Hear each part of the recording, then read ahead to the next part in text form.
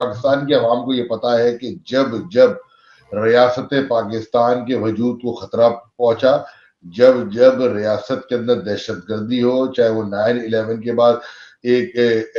جو ہے وہ آپ نے ایک مہم شروع کی ہو ٹیررزم کے خلاف، چاہے ماضی میں جو ہے ضرب اسد کا آپریشن ہو، قائد طریق الطاف حسین بھائی نے ڈائریکٹلی پاکستان کی فوج کو اپنی طرف سے تعاون کا یقین دینا آیا ہے۔ پاکستان کی تاریخ میں آج تک ایک ریلی ایسی نہیں ملتی جو 1 million march M Q M نے اپنی فوج کو کر کے دکھایا کہ اگر آپ اپنی صحیح سمت میں کام کرتے رہیں گے، آپ کو جو مینڈیٹ آئین نے اور پاکستان کی عوام نے دیا کہ آپ سرحدوں کی حفاظت کریں، آپ پاکستان میں دہشت گردی سے کی لعنت سے پاکستان کو نجات دلائیں، وہ جب جب اس کام میں اپنا کردار ادا کریں گے، ایم کے اور الطاف بھائی وہاں ان کے ساتھ کھڑی ہوگی۔ پہلی بات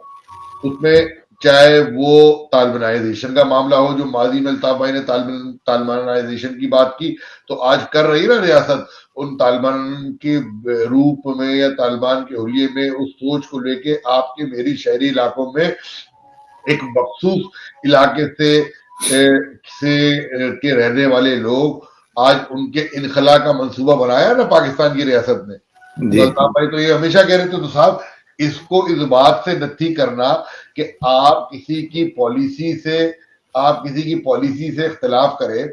اس کو اس بات سے نتھی کرنا کہ یہ کسی ادارے کے خلاف بات کی جا رہی ہے، یہ قطعی نہیں ہے صاحب۔ جب کراچی کے اندر محاصرے ہوں گے، جب ریڈیں کی جائیں گی، جب لوگ لاپتہ کیے جائیں گے، اور بدقسمتی سے وہ لوگ جو لاپتہ کرنے میں ملوث ہوں گے وہ وردیاں پہنے ہوئے ہوں گے ہماری افواج کی، تو بات ان سے ہی کی جائے گی، ان کو ہی سمجھایا جائے گا۔ حتیٰ کہ حالیہ دنوں میں جہاں آپ ایک طرف آپ کی بات کا جواب یہ تاثر دیا جا رہا ہے، یہ تاثر کسی ادارے کے خلاف ایم کیو ایم کی پالیسی کبھی نہیں رہی۔